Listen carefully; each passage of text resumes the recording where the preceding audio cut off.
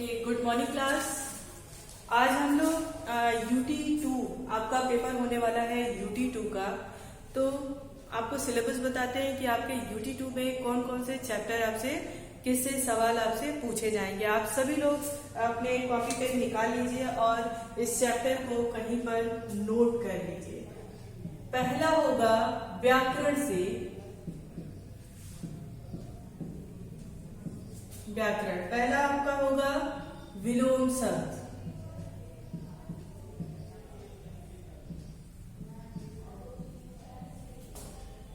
दूसरा होगा पर्यायवाची शब्द।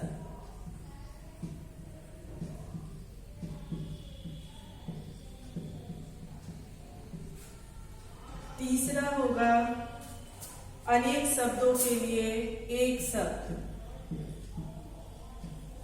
अनेक शब्दों के लिए एक शब्द।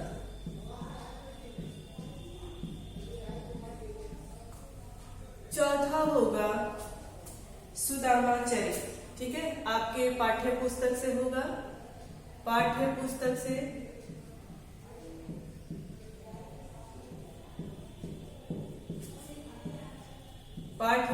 से चौथा क्या होगा आपका सुदामा चरित्र। सुदामा चरित्र। और पांचवा टॉपिक क्या होगा कामचोर। आप लोग कॉपी और पेन निकाल करके ये दिए हुए टॉपिक को नोट कर लेंगे। ठीक है, आपका UT2 का ये पूरा सिलेबस है। ठीक है, UT2 आपका होने वाला है। तो उसके लिए ये आपका चैप्टर है। पहला कौन सा है विलोम, पर्यायवाची, अनेक शब्दों के लिए एक शब्द। पाठ्य पुस्तक से कौन सा होगा सुदामा चरित्र और कामचोर। ये आप नोट कर लेंगे और इसमें से आपको सारा पढ़ा दिया गया है। विलोम शब्द और आप जानते ही हैं जिसका उल्टा अर्थ निकलता हो। ठीक है, अनेक शब्दों के लिए एक शब्द, यानी एक वाक्य लिखा होता है और उसको एक शब्द में क्या कहते हैं, उसको कहते हैं अनेक शब्दों के लिए एक शब्द। सॉरी, एक चैप्टर आपका और इसमें रह गया है। एक पॉइंट और नोट करिएगा। व्याकरण से है कारक।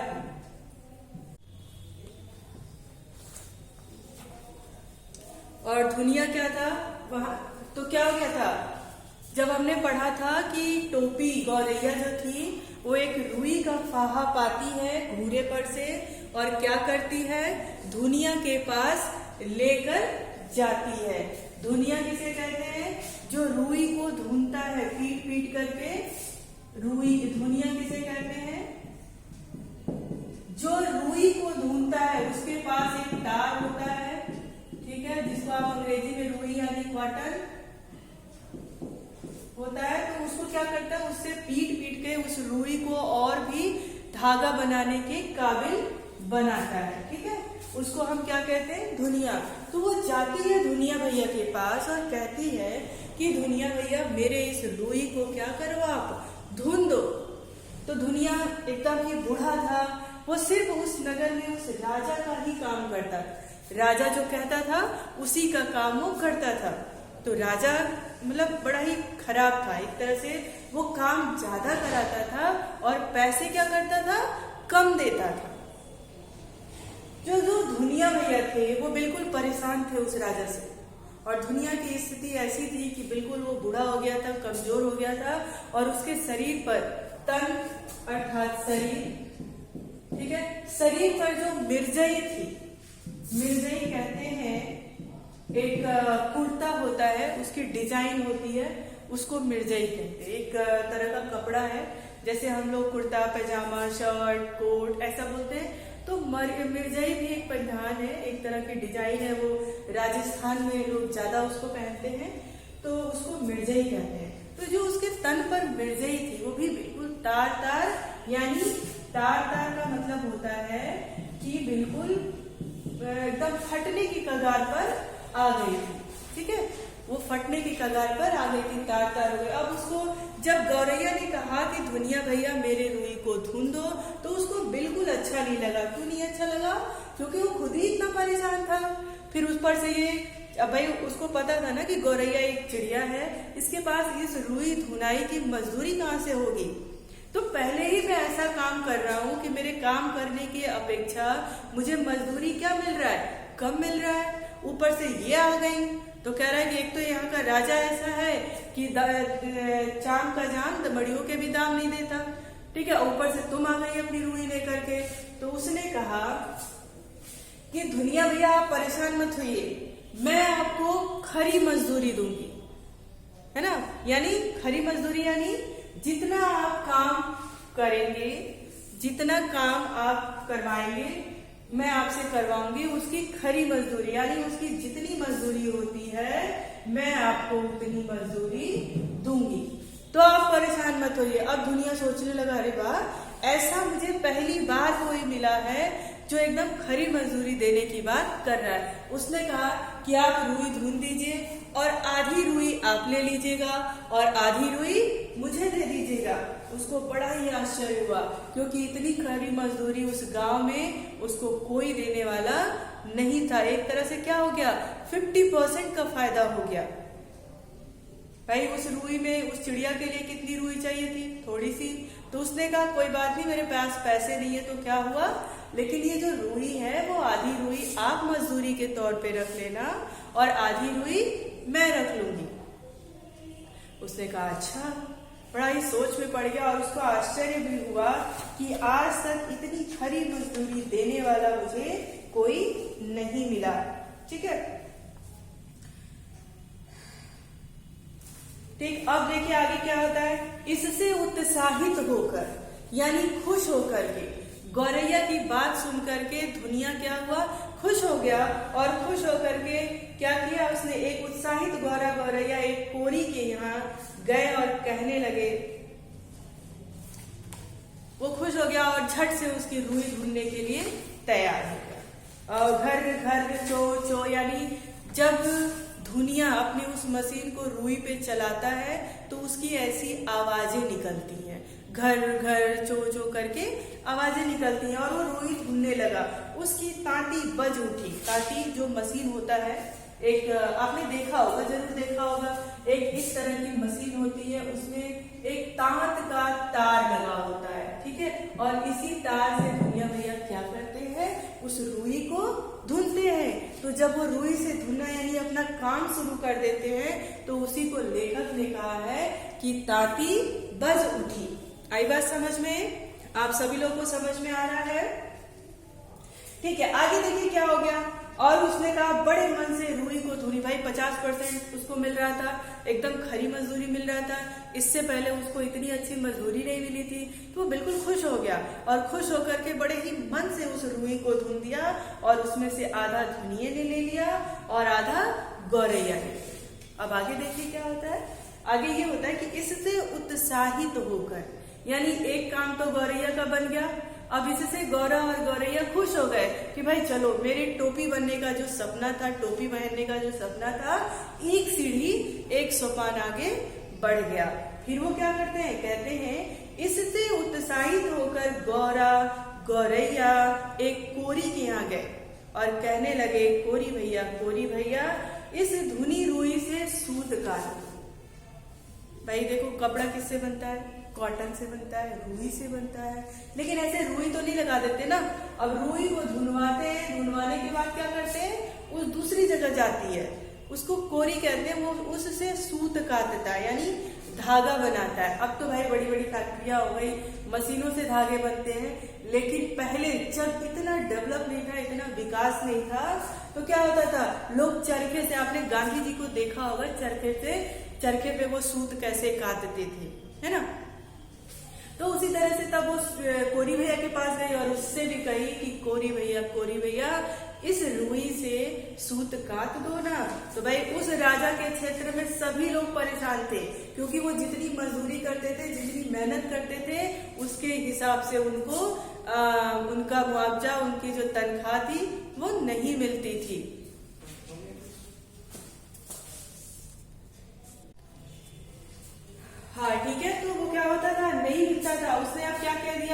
देखो वो गई तो बोली सूत काट दो। कोरी की कमर झुकी हुई थी, यानी वो काम कर करके अब उसकी उम्र बढ़ गई थी और वो बुढ़ा हो गया था और उसकी कमर झुक गई थी। कोरी की कमर झुकी थी, उसने बदन पर धज्जी धज्जी। अब देखो अभी आपने सुना, एक पढ़ा था कि कपड़े उसके कैसे थे, तार तार थे। तार तार का ही मतलब तार तार का क्या मतलब होता है, बिल्कुल फटे फटे कपड़े थे। अब फट जाए कि कब फट जाए, उसी का पर्यायवाची शब्द भी क्या है, धज्जी धज्जी। यानी कपड़े इस स्तर पे उसके पहुंच गए थे कि जरा सी भी उसमें हरकत होती नहीं कि शायद वो कपड़े फट जाए। ठीक है, तो उसके बदन के कपड़े क्या हो गए थे, धज्जी धज्जी हो चुका था। एक धुस्सा अगर डाल रखा था, वह बड़ी अनिच्छा से बोला, है ना। उसने एक धूसा डाल रखा था, यानी क्या, एक कुछ ओढ़ने की एक जैसे कंबल वगैरह होता है, उसी तरह से एक कंबल का नाम धूसा भी होता है। वो धूसा उसको इसलिए कहते हैं कि रुई को जमा करके उसको बनाया जाता है ना। रुई की जमावटी वो चादर होती है, उसको धूसा बोलते हैं, बहुत गर्म करती है। तो वो उसने क्या किया, बस एक धूसा ओढ़ रखा था उसने, उसके बदन पे कपड़े भी नहीं थे। वह बड़ी अनिच्छा से बोला, उसकी इच्छा तो नहीं थी सूत काटने की, लेकिन बड़े बेमन से उसने बोला, तुम लोग यहाँ से भागते हो कि नहीं, देखते नहीं अभी मुझे राजा जी के लिए राजा जी के अचकन के लिए सूत काटने हैं, मुझे फुर्सत नहीं मुफ्त में मल्लार गाने। देखो याद रखना, ठीक है। अचकन एक कपड़ा होता है, तो उसका मन तो नहीं था कि उसको भगाए, लेकिन फिर भी वो क्या करे, बेचारा मजबूर था, क्योंकि राजा जी के लिए अचकन तैयार करना था। तो उसने क्या क्या, भागते हो कि नहीं, मुझे फुर्सत नहीं है, मुझे तो एक तो राजा जी के लिए अचकन तैयार करना है, ऊपर से तुम आ गए मुफ्त में मल्लार गाने। यानी मैं फ्री का काम, कोई भी काम फ्री में नहीं करूंगा। एक तो राजा जी खुद ही परेशान करते हैं और ऊपर से आप क्या कर रहे हैं, मुझसे फ्री में काम करवाने के लिए कह रहे हैं। लो ले जाओ।